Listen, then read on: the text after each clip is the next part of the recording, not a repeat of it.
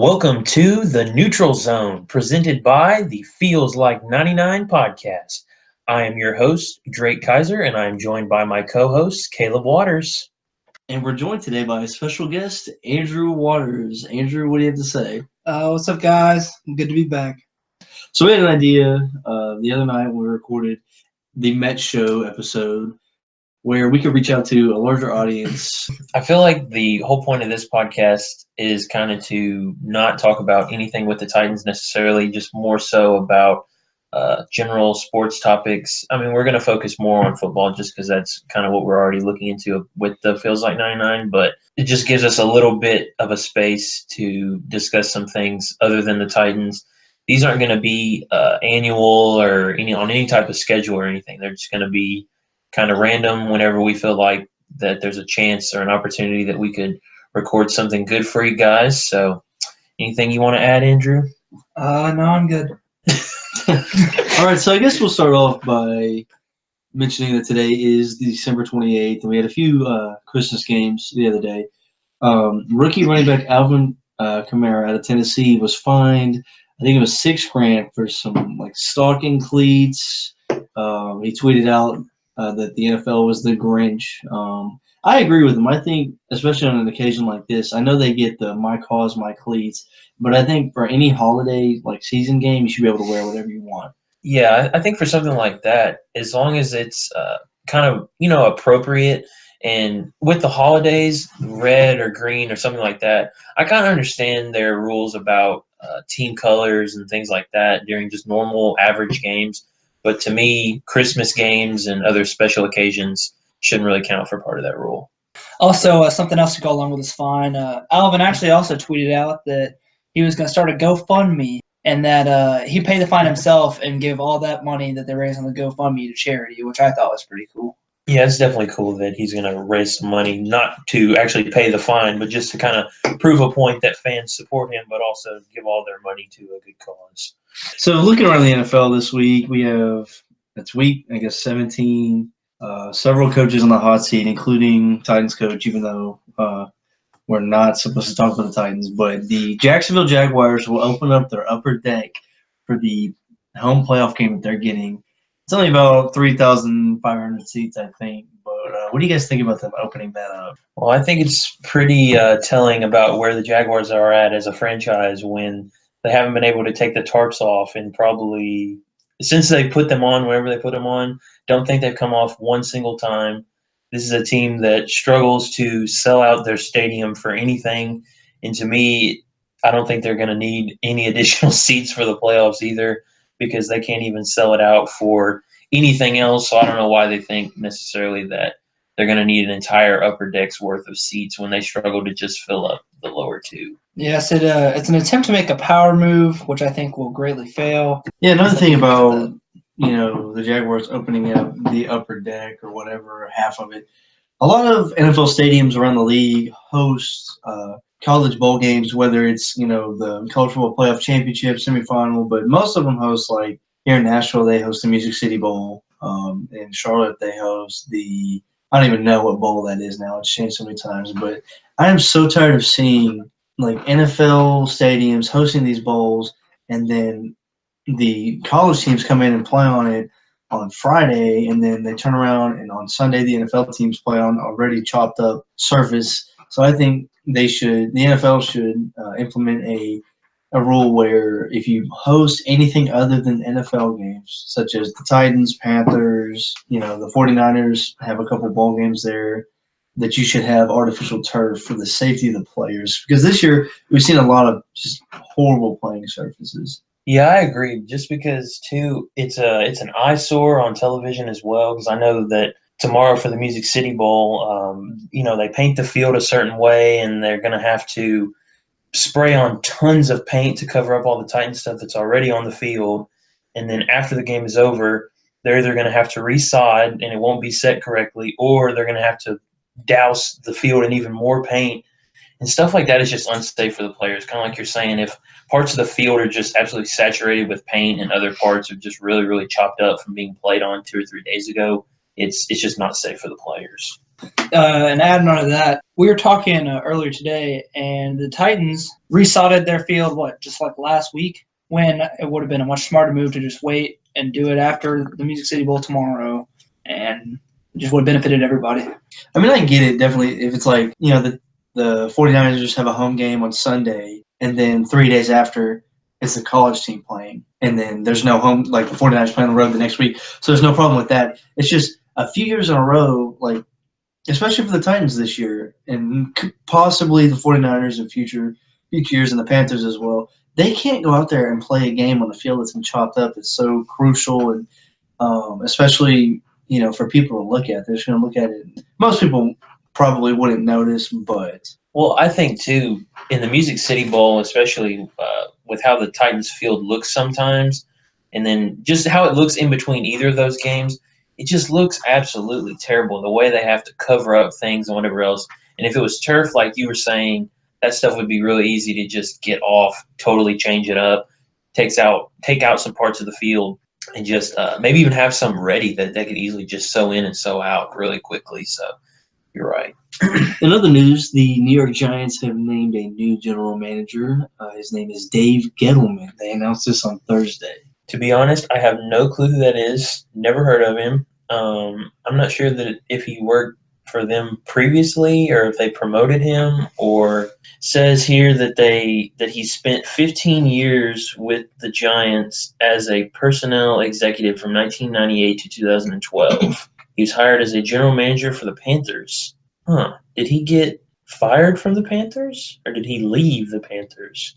Yeah, he got fired. Okay, so basically the Giants are hiring a recycled GM to be their new leader. He's also 66 years old, so not so sure that this is probably the greatest hire. definitely not. But it is an upgrade from the dumpster fire organization that they had previously with Ben McAdoo and Jerry Reese. In my opinion, they probably should have brought back Tom Coughlin. You're right. I don't know how like deep he is in with the Jaguars, like if he could just easily leave or not. But I think you're right. Bringing in somebody like that would be good for this franchise, because I think they need a return to some stability, and bringing back a guy who just got fired, even though he's been with them before, I don't really know that that's the best way to do it. Yeah, and one thing that we were talking about earlier as well, former Heisman Trophy winner and former Cleveland Browns quarterback Johnny Manziel has been approved to play in the Canadian Football League. Do you guys think that he would be for this, or do you think he might just not be interested in playing in the Canadian?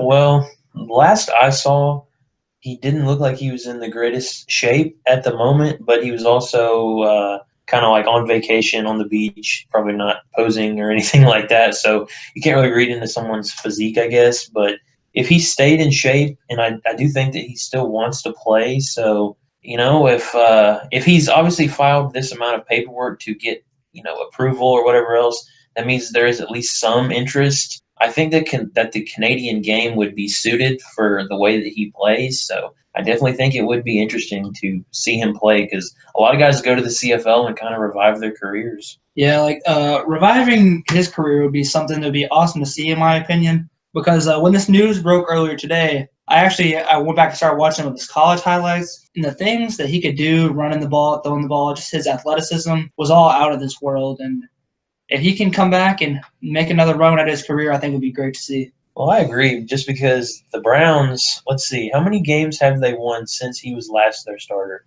They've won one game since he was their starter. They're about to literally go 0-16 this season, and they won one game last year. So in 2 years since he's been on their team, no other quarterback that they've been able to trot out there has been able to do anything. So it just goes to show me that sometimes the NFL just kind of kicks guys out or keeps guys out of the league. And, whether we all agree about Kaepernick or not, I feel like the same thing kind of happens to him too, and just a lot of other guys for various reasons. Like sometimes it's not even based about talent or not, man. They just keep people out because that's just what they want to do. You can't even sign Manziel as a free agent on Madden. That's how gone he is. I'm not even sure you can sign Kaepernick, can you? Yeah, you still can. Usually on Madden, they keep people in for 1 year after. So if you were out of the league for the whole year prior, then they don't keep you in. But that's how Kaepernick is still in. Even though he wasn't signed, he was on the 49ers last year. So next Madden, he won't be on it unless somebody signs him before next, like July, August time. We'll see. I'm not really sure when the Canadian League starts or when it ends. Maybe he could get a free agent deal after the season up there. I mean, I would love to see him come to the Titans as a backup. Well, that's the thing we always talk about on the Feels Like 99, that the Titans need a backup that will actually suit their system where they wouldn't have to just totally scrap everything. And I think all teams need someone like that. They basically need a backup who's the clipboard holder, but also that can actually step in and play the same style. Because if your quarterback is Carson Wentz or, a mobile guy like Mariota or whatever else, why do you want to bring in some statue pocket passer quarterback when you know that that's not what your starter does at all? So you're going to bring in this vanilla offense? Like, no, you're not going to win any games like that. So yeah, it's just tough to even watch. Backup quarterbacks, the talent drop off is insane. You come in with I don't know, Cam Newton, who's probably an 89, or Aaron Rodgers, who's a 99 overall, and you come in with a 70 overall Brett Hundley. I don't understand how the talent drop off is so it's like Pee Wee football out there with a backup quarterback. We saw it last year with the Titans. Well, yeah, and we saw it just this week, when Yates come in and played for the Texans. Even though Savage isn't a great starter, Yates is even worse. It's I just don't understand how some of these guys manage to still have a job at the highest level when they're just so bad.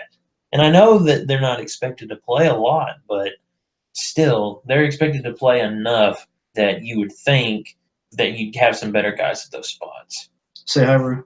Hello. You awake over there? Yes. So another thing we were looking forward to talking about, formerly the San Diego Chargers, now the LA Chargers, will be the second team ever, if they can make it to the playoffs after an 0-4 start. The only other team is the 1992 San Diego Chargers. So would you guys like to see Phillip Rivers and company in the playoffs, or would you like to see him sitting at home? Well, I wrote about in my blog today what Big Cat from Pardon My Take thinks, which is that he does not want to see the Titans in the playoffs at all and would rather see the Bills or the Chargers. I like Phillip Rivers. He's a fun quarterback to watch, but as a Titans fan first, I would not want to see him in the playoffs because that means that the Titans will be at home. So, but objectively speaking, I'd say yes. You like to see a veteran guy like Phillip Rivers, someone that actually could make a run, and a guy that's been experienced and played in big games before, and maybe this could be his final run to try and get a ring. So that'd be nice to see, I think. I'm always a huge fan of the comeback story. Anytime a team's got a chance to make history from when they're counted out, I love to see it. So, yeah, I'm in for the Chargers playing the postseason. You guys are insane. Why would you guys want to see temper tantrum throwing Phillip Rivers in the playoffs? Come on.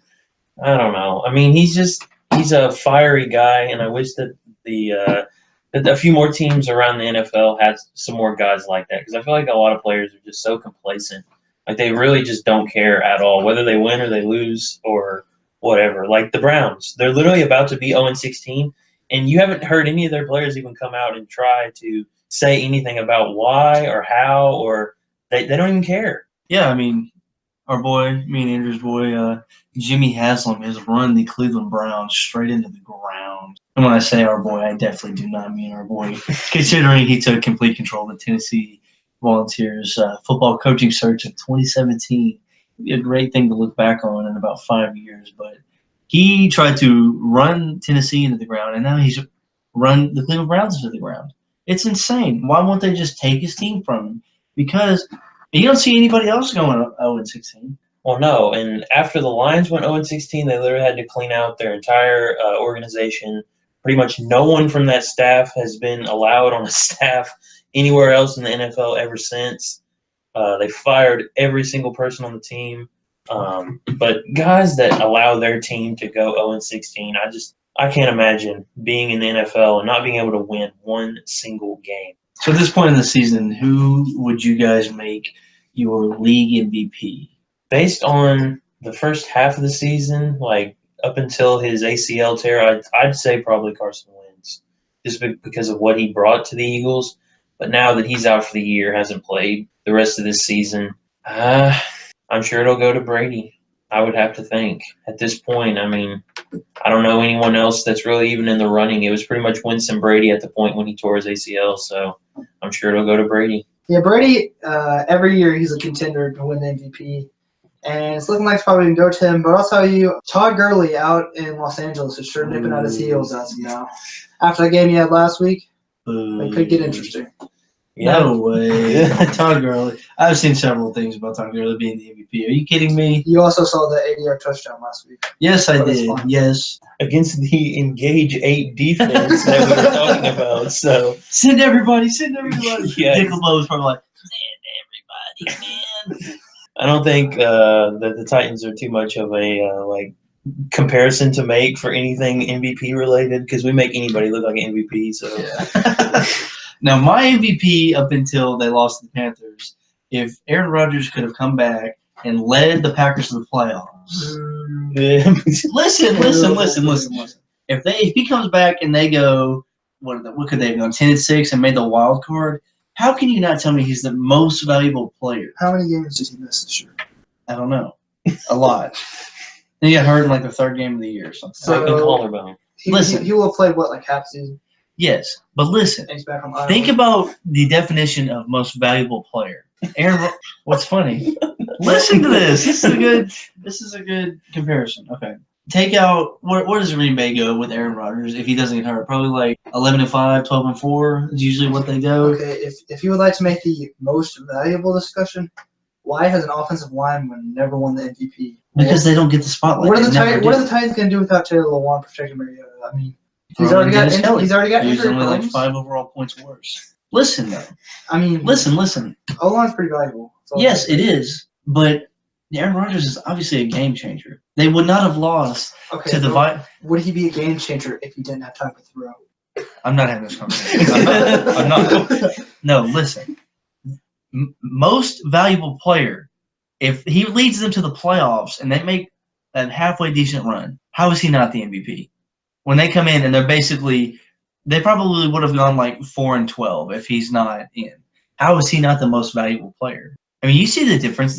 It's like they're like an 82 overall without him, and then they're like a 90 overall with him on Madden. Okay, but based on that argument, should Jimmy Garoppolo be MVP?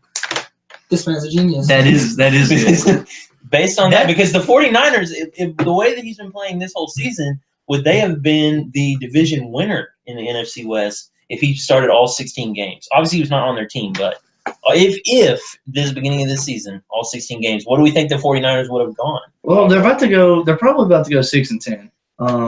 What is he going to be 6-0 as a starter? Yeah. Let's see. No, 5-0 probably. Yeah, well, his first game was against the field goal game. What was it? The Bengals. The first game of the year was they lost 23-3 to the Panthers. They probably lose that game, so they're 0-1. Yeah. Second game of the year, they lost 12-9 to the Seahawks. They probably win that game. I think so too. They lose 41-39 to the Rams. It's a 2-point, probably a win. It was a Thursday night game, though, I think. That Thursday night game was wild. I remember watching it. Yeah, that was like the offensive fireworks. So let's see. They lose to the Cardinals by 3, then the Colts by 3, then the Redskins by 2. Then they lose to the Cowboys by 30, lose to 23 to the Eagles, so lost by 10. So yeah, you're probably looking at about 12-4.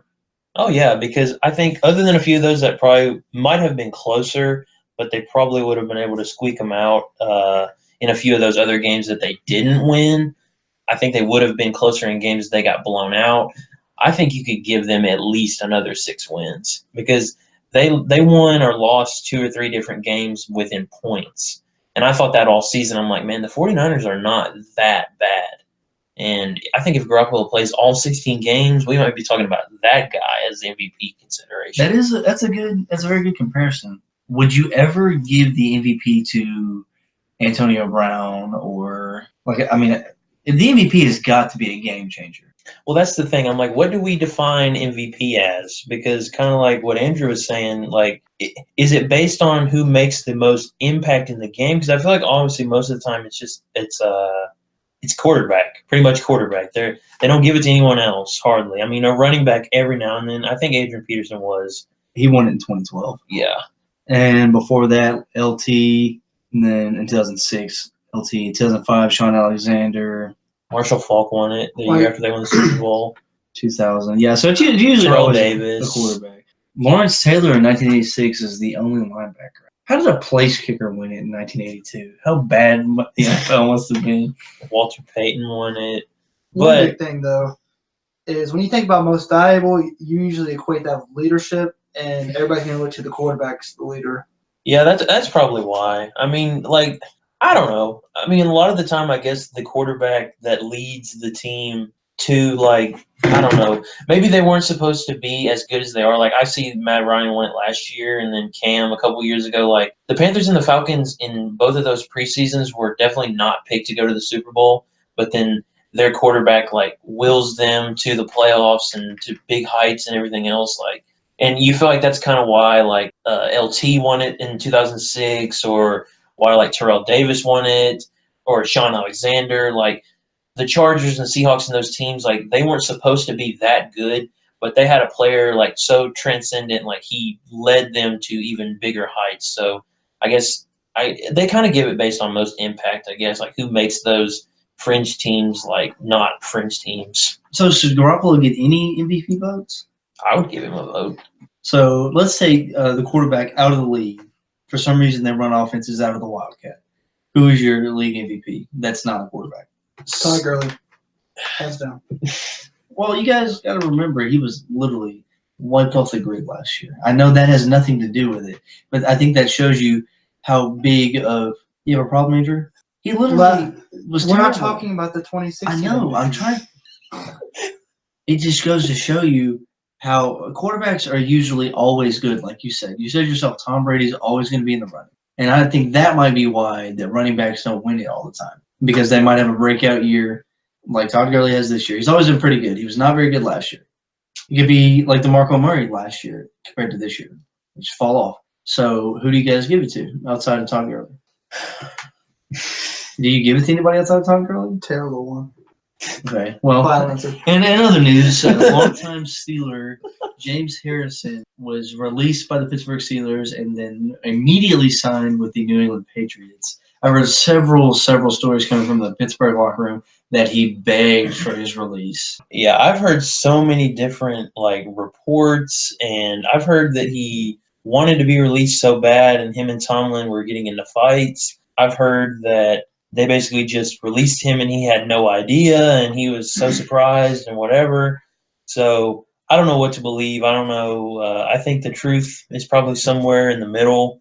Like, I don't really know who's saying the truth or whatever, but I do think it's pretty crazy that there was just enough time left to where they could cut him and the Patriots could sign him. I don't think you should be able to. I mean, I think you could be able to cut guys, but in this situation, you should not be able to sign a guy with the caliber that James Harrison is. I think it'd be like if, like, the Packers, I don't know if you guys have seen where they supposedly broke some rule and they would have to I was just about release to bring him. that up, yeah. So would that mean if they did have to release him, could the Titans go and get him? Yeah, he would have been I read about this because they brought it up. It was basically the rule was if you designate a guy to return from the injured reserve and then he comes back and plays and you put him on injured reserve again, you can't do that. Like, basically, the only reason that someone could go back on the injured reserve after coming back would be if he sustained a new injury. So, like, if he broke his collarbone, put him on the IR, comes back, plays, but then he hurts his leg or something, okay, you can put him on IR again. But basically, they're saying they put him back on IR just because their season's over. Why is he, he doesn't need to take up a roster spot. But apparently that's against the rules to do that because he did not sustain a new injury. So since you can't, like, stash players on injured reserve with no injuries, then he had to have been released, which would have meant unrestricted free agent, meaning anybody could have signed him, any team. Do you think he would do that? I don't think that's the thing. I think even if they were forced to release him, he would just resign. Like, why would he not? I mean, what if you went to, let's say if this was last year, and, I mean, even this year, he could turn around and sign with the Eagles and compete for a Super Bowl.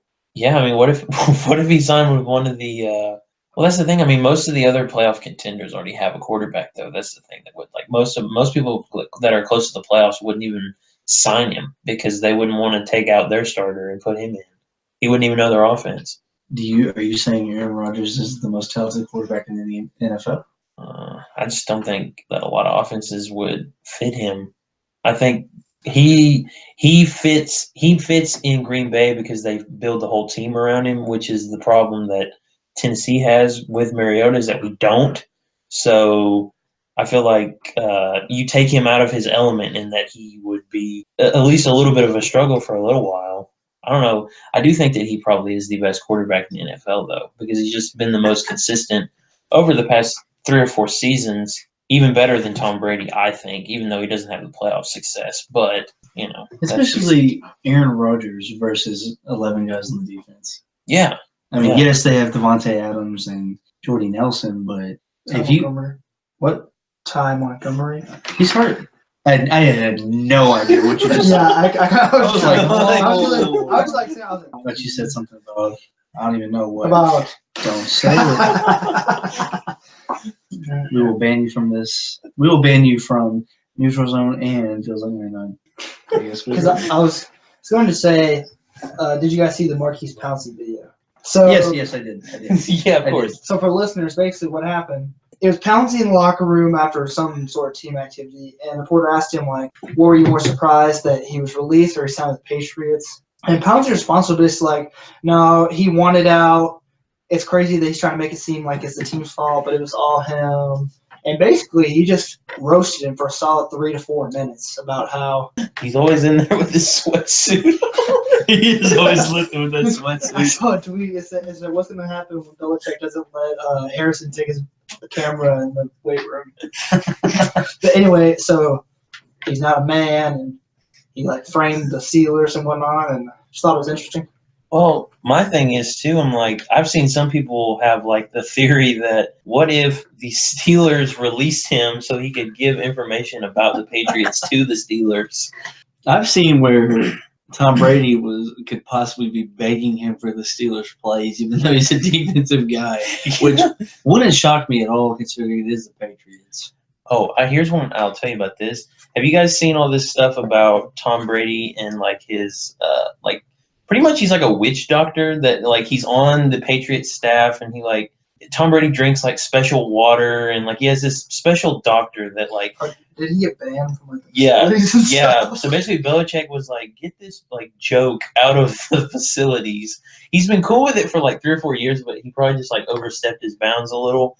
So a lot of people are saying that James Harrison would want to play for the Patriots so he could keep playing even longer. Because basically everybody, including Brady, credits this guy with how he can still play as well as he's playing when he's 40. So Harrison's just as old, if not older than that. So a lot of people are thinking that he would be this guy's new number one client so he can just keep playing till he's 50. It wouldn't shock me. I mean, it seems like Tom Brady's immortal, which makes no sense. But I think, honestly, I've heard the meme that Tom Brady's a system quarterback, which it seems like any other quarterback they throw in there when he gets hurt, like Matt Castle, for instance, Garoppolo, Jimmy Brissett. I mean, would you guys get in that offense and do well? I mean, I was almost almost I was about to say that about Aaron Rodgers. I was just about to teeter on the edge of saying that basically anybody could play for the Packers. I don't know. I feel like that's the way it is. Wait, with anybody can play for the Packers? The way that they tailor their offense around the quarterback. You know what I mean? That's why it would be hard for him to go to another playoff team if he was released and try to step in and play because the Packers already build their whole team around him, whereas another team is built around somebody else. At least if they're a good one. So I don't know. I mean, I feel like a lot of quarterbacks in the NFL are kind of a product of their system because if they're in the right system, it's probably built to their needs. So why would you put somebody in a system that isn't built to their needs would be my question. I don't know. Yeah, literally the Patriots offense and the Titans offense are polar opposites. Exactly. You got to do this. I picture Terry Robisky as a blind dude holding the stick. Or whatever he lands on, he touches rail. Halfback dive on 3rd and 15. No, You can't even see. It's 4th and 4. We're gonna run a play action, almost fall out of bounds, and flick it up and pray. God. That was a terrible play, but I don't know. I think I could go up to New England and throw for 300 yards a game for what they. I mean, that's what you're supposed to do, and the Titans don't. A lot of teams don't do it, and that's why they're unsuccessful. Also, did you guys see the Belichick conference regarding James Harrison? I have not. Have you, Drake? Yeah, it was basically another, we're on to Cincinnati pretty much. This was, they basically asked him, like, what do you think about James Harrison and all his knowledge about the Steelers? Whatever he said, we played the Jets this week.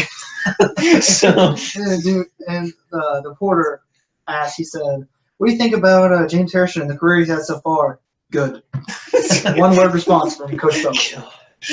You know, he kills me. It's so funny. yes, he's a great football mind. He's a great coach, but it just kind of gets old for me. I'm so tired of seeing him with those cut sleeves, not being the coaches association. He's not even on Madden. So you're telling me you're tired of NE coach on Madden?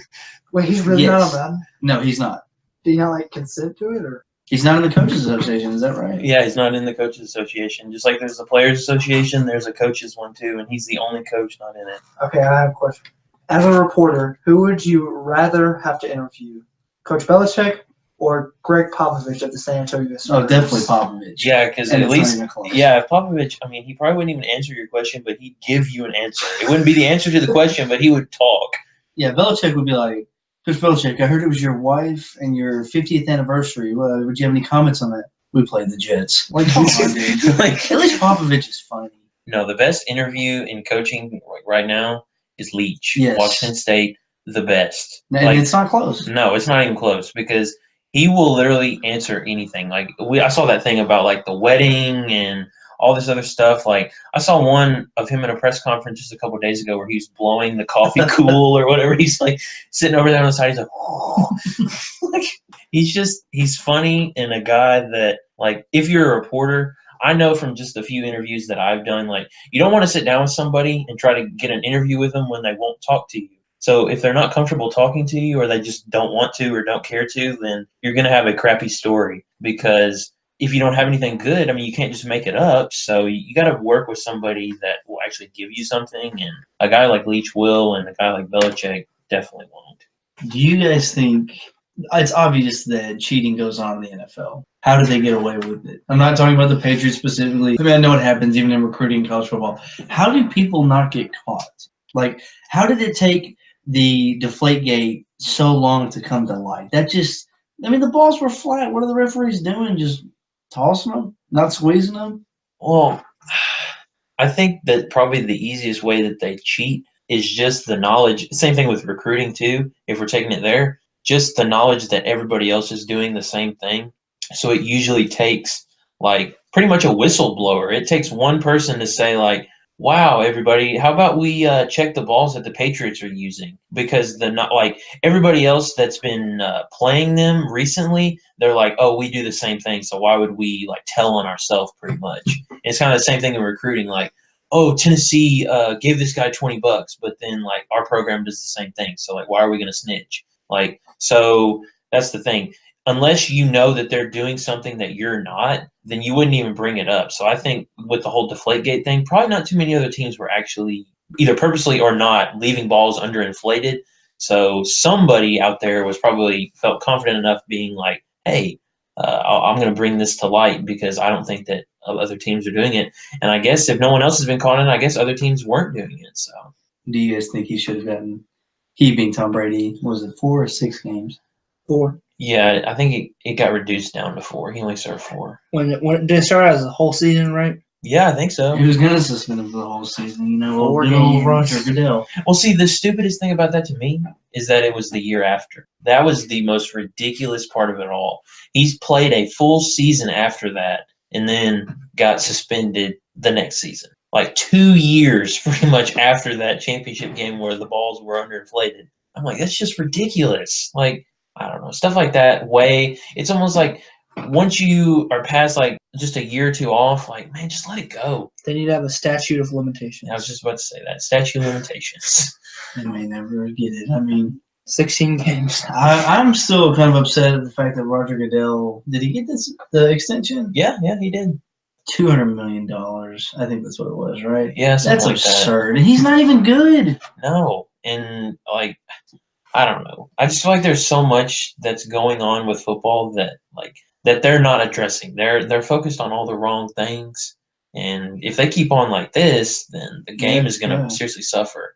The NFL, I mean, even this year with the protests, like they rightfully did nothing about it. Yeah. Yes, the players can do what they want, whether you agree with it or not, but you've got to have control over the league, and I don't think he's ever had that. Everything he's done, that like dudes right here, I think we talked about it on Fields on 99 earlier this week. Dudes right here getting ejected for targeting, get fined $100,000, and other dudes aren't getting anything. Exactly. Sometimes they don't even call the flag, and then in other games they'll call the flag. Every ref will throw the flag. They kick the guy out. They give him a fine, and then on another one they get nothing, and it's the same hit, just different guys. So I don't know. I feel like ever since the lockout is when he lost control. Yeah, he definitely has. I think that they should not have given him an extension. He was very, very underdeserving of it. I might have been fine with it if it was like a 2-year, $5 million extension. But you got to think, like, what does he really work on? Who makes the decision to give him an extension? Supposedly it was like the owners were supposed to like vote on it. Like that was why Jerry Jones was trying to like veto that. Like he was just like going hard. It's like Jerry Jones was trying to commit murder. He probably would have hired a hitman. It was like it was almost like Jerry Jones was trying to take control of the league himself. So could we imagine Jerry Jones as the commissioner of the NFL? Absolutely not. Dude looks as if he's fall over and die any second. Well, the main thing about him, we have to consider, how long has he allowed Jason Garrett to be his head coach? I don't remember when our boy Wade Phillips was the coach. It's been that long. He has literally allowed Jason Jason Garrett to be the coach for this long. And he's never accomplished anything. Jason Phillips' overall record for the Cowboys? Jason Phillips. Is that his grandson? All right. You guys pick a new NFL commissioner. Who do you pick? Could one person run more than one league? Are you going to say Adam Silver? Yes. That was one of my two. Yeah, Adam Silver. He's the best commissioner in sports, hands down. There's no doubt about it at all. Like, the way that he runs the NBA is how the NFL should aspire to be run by. He better not. If he got the job, he shouldn't put ad patches. That's my only problem. Well, see, the way that they're so small, and they don't even make all the teams have them. They're on a team-by-team basis anyway. Some teams don't choose to have them, so they don't have them. Like, to me, that's just another way to make more revenue for the league, more revenue for teams. Because there are teams just like in the NBA, for the NFL, NBA teams, some of them lose money. NFL teams, some of them just don't turn a big profit. So, like, if it's another way to just add revenue and give everybody a better product, man, I don't care. If it's small, I mean, look at soccer jerseys. The whole jersey is an ad. Like, that's the truth.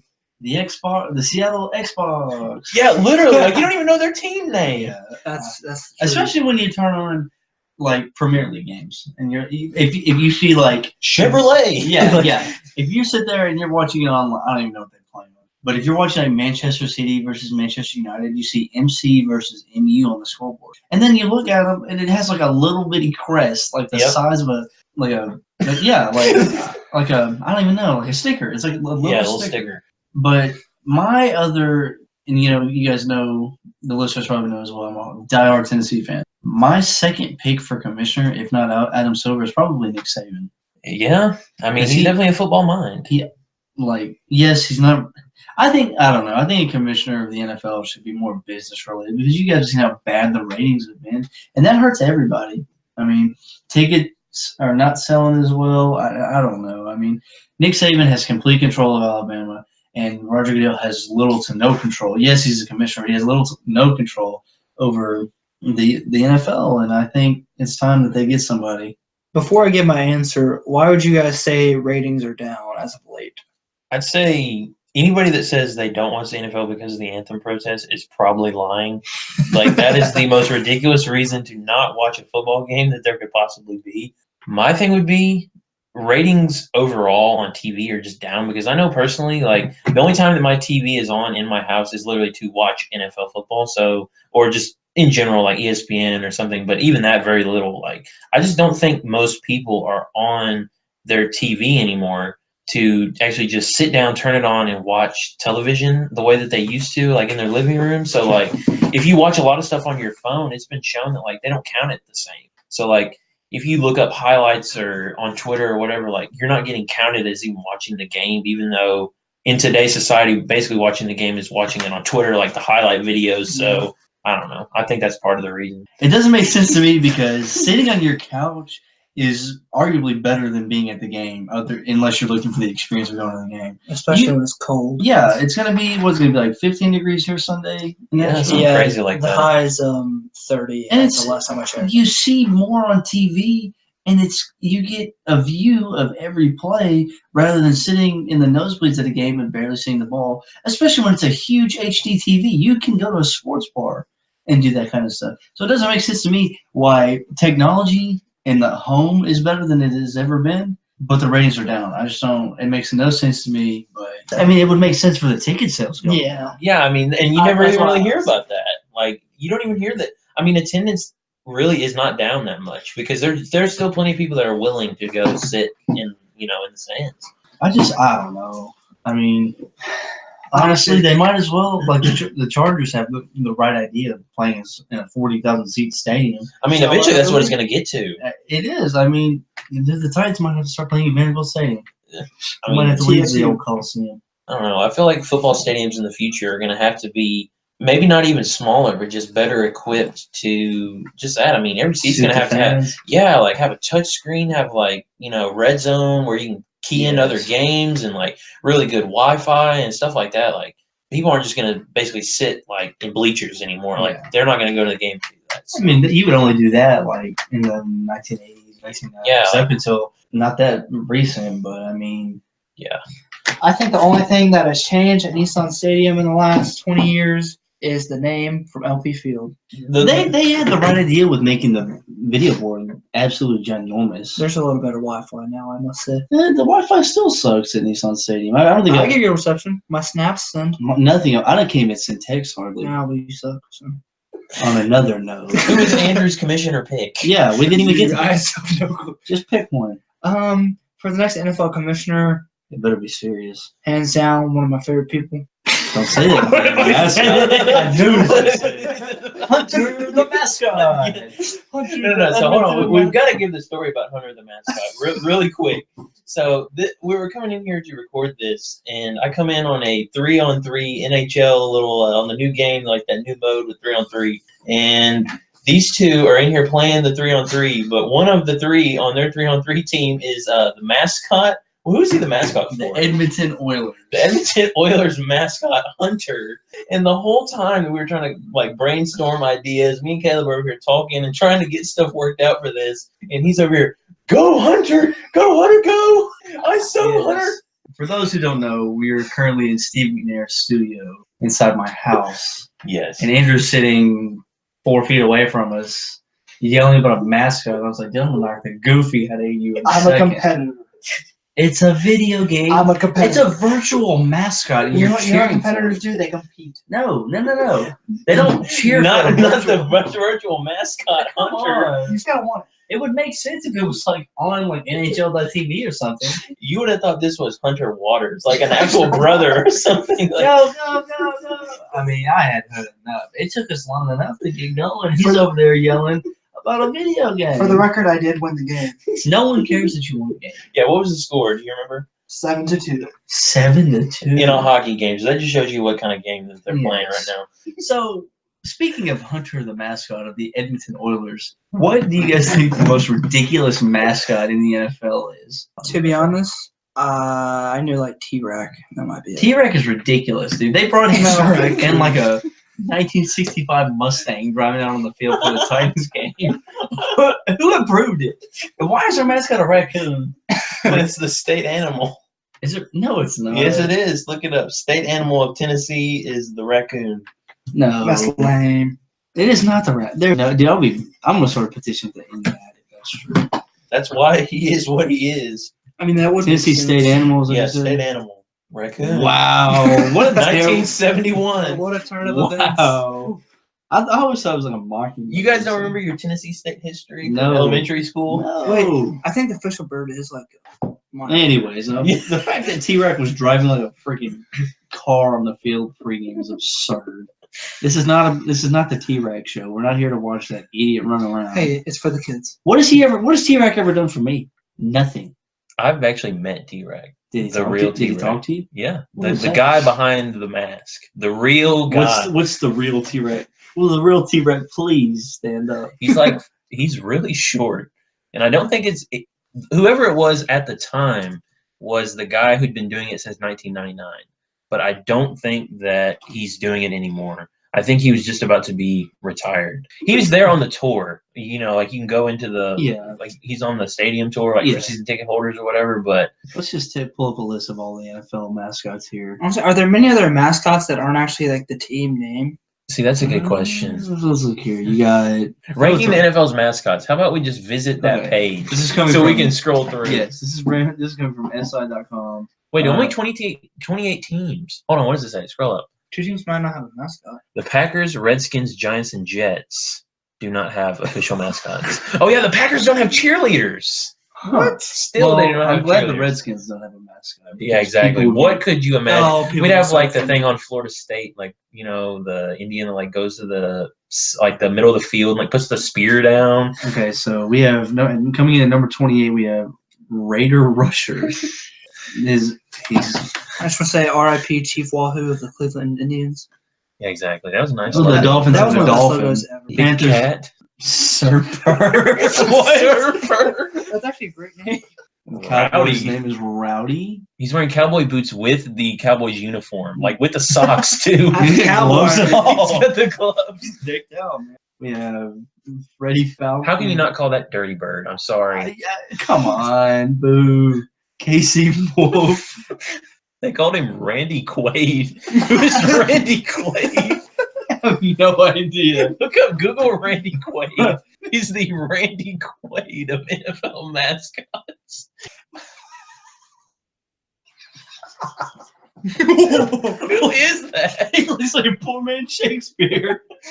Oh my goodness. Let's just, Okay. yeah, apparently he's an actor. I don't even know what movies he's been in. Brokeback Mountain. He was in National Lampoon's Christmas. What? Oh, Brokeback Mountain. That's his number one. Nice. Okay. We have Sourdough Sam of the San Francisco 49ers coming in at number 22. Okay. Sir Saint. Oh. That's awful. He looks like the Crimson Chin. That's pretty What? bad. We have Poe. from Okay, that's actually pretty clever. Yeah, I guess. I don't know. I think it's dumb that they named the Baltimore Ravens after a freaking poem. Well, I don't understand. What does he have to do with Baltimore? That's what I didn't get. Edgar Allan He- Poe apparently lived He's there. I from think. Baltimore. I think he died in Baltimore too. Victor with the Minnesota Vikings. It's Viktor. He's got on some weird boots. And, Why do mascots wear boots with the uniform? I don't know. Two or three teams do that. I don't know. I don't have a problem with like a mascot wearing like a uniform, but No, not Boots? boots. here we have Toro from the Houston Texans, who also is basically a Texan wearing a Like a bull, like their Yeah. uniform, or their wow. Whoa, We okay. have Boltman from the formerly San Diego Chargers, which he might have changed. I feel like that's a fan. What does that say? Maybe not. He's just sitting in the stands. It almost looks like it's a fan dressed up. The pineapple guy from The Nissan pineapple Stadium. guy. That's our new mascot. The unofficial mascot of Tennessee Titans. Rampage. L.A. Rams. Okay, that's updated. We have Jackson DeVille. wow, that's horrible. They should. And it's ugly too. Yeah, he's a jaguar with really looking Goofy. Yeah, he's a goofy looking jaguar with teal. He's yellow with teal spots. Indianapolis Colts blue, not too bad, I guess. That's the big horse thing. Did not know that the Steelers had a mascot. Steely McBean. Oh, Wow. that's bad. Dang. He looks like a steel worker, obviously. Right. Here we have Miles from the Denver Broncos. Yes, I actually see him a lot, and that's not a bad horse costume. Yeah. Better than the Colts. Oh, here we go. T-Rack coming in at number 10. A raccoon mascot really just makes us tighten the lids on our trash cans. He's wearing some sparkly pants. That's not the T-Rex we know today. No. Cincinnati Bengals' name is Houday. I still don't get that, and I don't Yeah. know why you. Yeah, I don't get the He's whole. just a Bengal wearing an outfit. Here we have Pat the Patriot, who's a Patriot wearing also a uniform with a huge. He looks kind of like Paul Revere, I guess. We have Swoop. I from see the that thing Philadelphia- everywhere. Yeah, it kind of gives me a little bit creepies. we have Rory. Rory, spelled Roary from the Detroit Lions. And we have Big Red. Big Red. Hey, whoa. Big Whoa, Red. Whoa. Big Red. Unless you're Western Kentucky, you cannot name a mascot Big Red. So I don't know. Are we gonna have some like copyright infringement or something? Because no one else can be Big Red other than the big red blob on the hill. So Also known as Andy Reid. Coming in at number 3, we have Chomps from the Cleveland Browns. That's weak. He should be number 33. never seen that thing, and it's a dog. And I don't understand where Browns get dog. Like they should just pick them like an actual name. That's the dog pound defense. Staley the Bear from the Chicago Bears. Oh my Yeah, gosh. it looks kind of realistic as a bear, I guess. Kind of goofy though. Yeah. The number 1, Blitz from the Seattle Seahawks. Very, very odd looking. He looks okay. He looks like that new alternate logo that they have Yes. facing forward. So I almost think that they based it off him. Yes. I wondered where that came from, but it looks like their mascot head. Who do we think is the best based on what we just saw? Who do we think is the best mascot in the NFL? I have one that's not on that list. Who? The new Titans dude. He's a huge dude on steroids. Oh, awesome. yes. I thought you were talking about the pineapple guy. I was like, No. huge dude on steroids. I'm like, no. His name is Dion Harris. Dang. His name is Kronos. Kronos. Holy That's a hard crap. man. That dude's jacked. That is insane. Did he used to play for the Titans? Don't think so. I think to me it looks like he's just like a fitness like model type thing. Like he's a Gosh. bodybuilder kind of deal. So my number 1 is probably, I don't know, probably the guy, the live Titans mascot, and my last is T-Rack. T-Rack is terrible. See, What has T-Rack done for you? okay, T-Rack is unique. No, he's not. I mean, they took the state animal and made it the mascot instead of just being like, oh, let's go Titan. The Titan is awesome. Whatever. Drake, what is your? I will say Steely McBean is god awful. I'd say worst is that goofy jaguar. It's really, really bad. I've thought that every time I've ever seen him. I'd say best mascot. I'm almost going to have to agree with the list about the Seahawks. Just because of the direct inspiration for that new alternate logo, the facing forward one. He looks like a logo. So, like, if you can make a costume that looks that good, then, hey, I'm on board with that. Are you saying the Titans should have a T-Rack alternate logo? Yeah. Let's put a jersey patch of T-Rack. Who do you guys think has? Well, actually, I'll go 4. Best uniform, worst uniform, best color rush uniform, worst color rush uniform. Best uniform, Dolphins throwback. I agree. I dig that. Okay. Yeah. I'd say another throwback, probably the best looking one to me. LA Rams throwbacks, the blue and yellows. Great answer. That is nice. Those are sweet. They should definitely. I don't know why they're doing this move to blue and white. It looks terrible. Do blue and yellow. Come on. Yeah, I agree. Mhm. My top uniform, I really like the New York Giants royal blue jerseys with white pants. That's But That's just nice and classy. yeah, I mean, you can't go wrong with like the Redskins, like red jersey and like gold pants either. I could go on and on about all the uniforms. So who'd you guys say? What was the worst uniform? I'm gonna say the Packers because I'm not a huge fan of playing. In fact, that the whole Packers like we said, they don't have a mascot, they don't have cheerleaders. Their uniforms are plain. Aaron Rodgers still runs out in like the mesh jersey.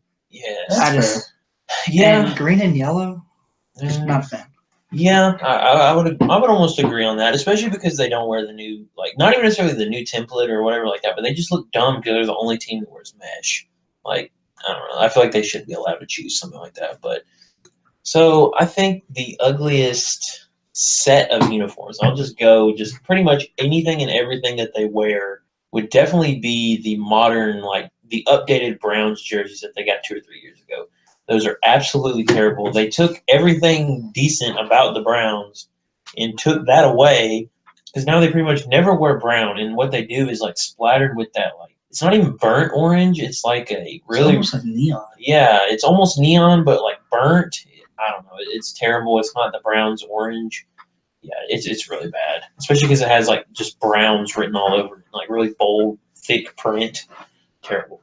Okay, well, I'm going to say these Seahawks uniforms are by far the worst in the NFL. Neon is not meant to be on like an accent color on a football field. Yes, it could be on like the bottom of cleats or something, enough. but I just think it's atrocious. Yeah, and it doesn't. I don't know. Even when they first introduced them, I felt like that looked a little bit like amateurish. You know what I mean? Like high school, college. High school, maybe like Pee Wee football. It looks ridiculous. Yeah, the helmets are kind of cool with that like carbon fiber look, but you don't need to incorporate on everything. So, what would you guys say the best color rush uniform is? Best color rush, best looking color rush, because it's actually close to what they already wear. I'm gonna say Titans. You cannot beat that powder blue. Yeah, it looks nice. It looks like, unlike some of the other teams who just look kind of out of place wearing like all solid color. I don't know, the Titans with that color scheme, they just look right. You'd have to go with that, or maybe like the Saints. I really like those metallic colors. Yes, the white with the gold numbers, so nice. I really like those two. Andrew, would your top color rush be? I'm about to say the Broncos. Ooh, yeah, Because that's a good one. I absolutely love how they go with the alternate helmet sticker. Yeah, the it's like not even, one. yeah, it's like throwback but alternate. It's The weird. all orange looks clean. I just think it's a good uniform overall. I think they definitely need You to should make that permanent. Oh yeah, like maybe not like mono orange all the time, but like kind of make those into what their uniforms would be like week to week. Yeah. Those are really nice. So I'm moving on to worst color rush. Yes, I would say so. Do you guys want me to take this first? Oh, I already know your answer. What's my answer? Dolphins. Oh, I forgot they wore that. Oh yeah, That is all pretty bad. No, the freaking Jacksonville Jaguars. Oh, that's a bad yeah. one too. Mustard. Are you kidding me? yeah, it's pretty bad. Those half black, half mustard helmets. Are you kidding me? Oh gosh, Whatever, Jacksonville. I'd say worst.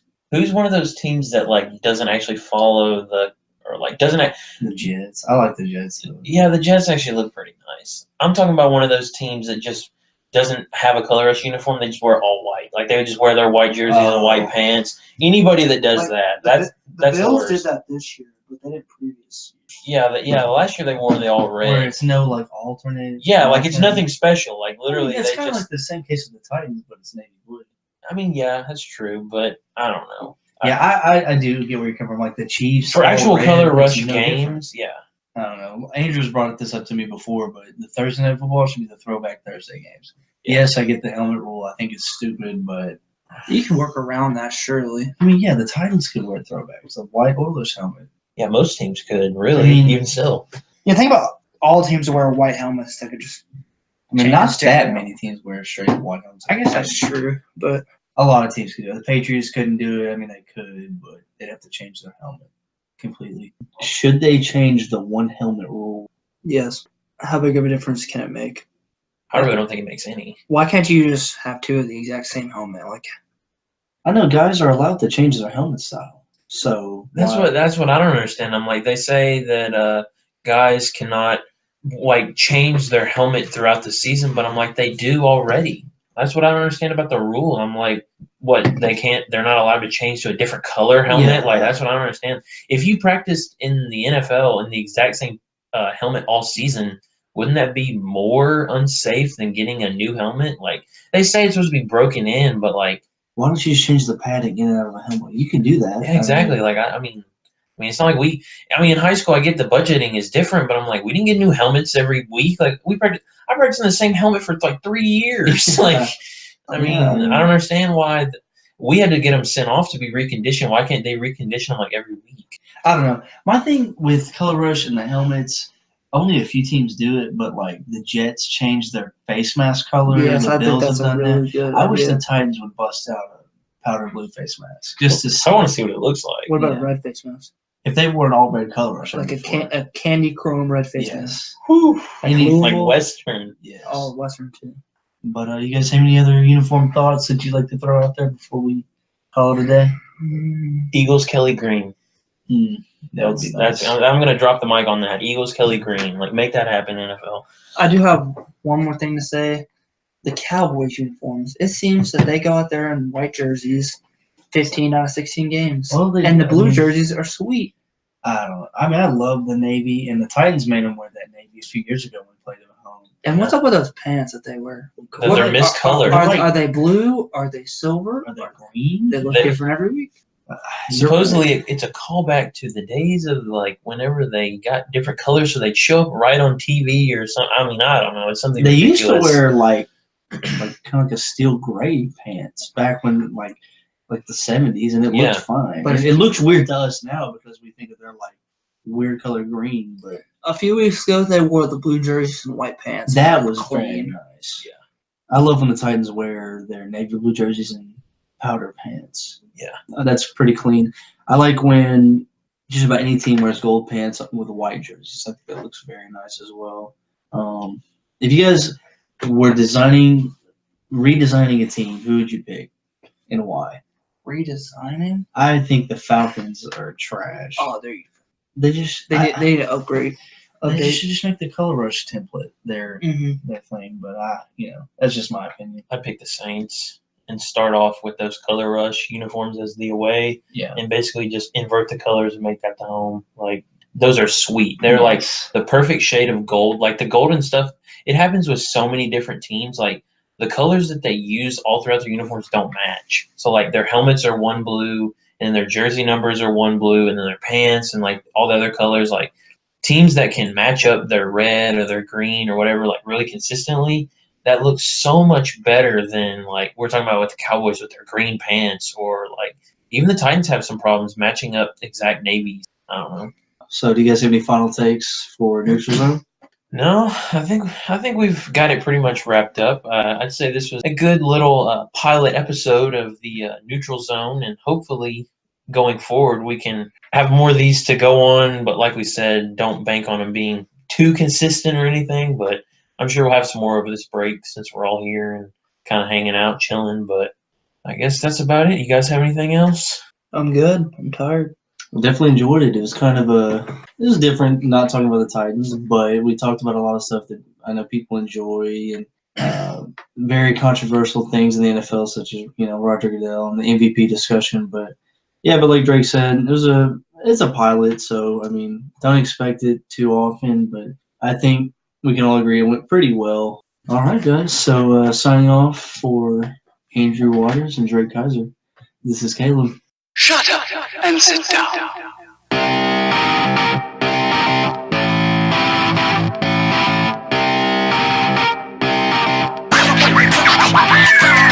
I was literally gonna say, as a new chemistry, I'll choose. I think that would probably my be a father good Caleb or my father Chad. I'm not your dad. I'm not your dad. You're not my dad. I don't even look like you.